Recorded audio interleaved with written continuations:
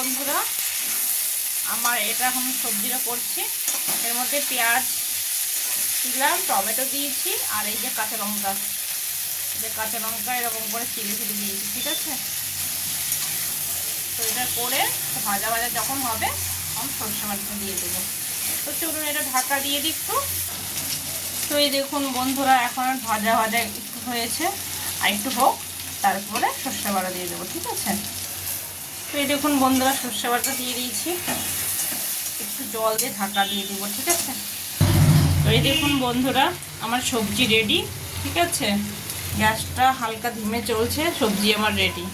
আর এই দেখুন আটায় মেখে নিয়েছি, এখন রুটি হবে। রুটি দেখুন, সবজিটা খেতে খুব সুন্দর টেস্টি হয়, দারুণ লাগে। আপনারা প্লিজ ট্রাই করে দেখবেন। ঠিক আছে, তো বন্ধুরা সাবস্ক্রাইব প্লিজ করবেন আর এগিয়ে নিয়ে যাও। ঠিক আছে, আমি অত সুন্দর সুন্দর ভিডিও ছাড়বো, পোস্ট করব।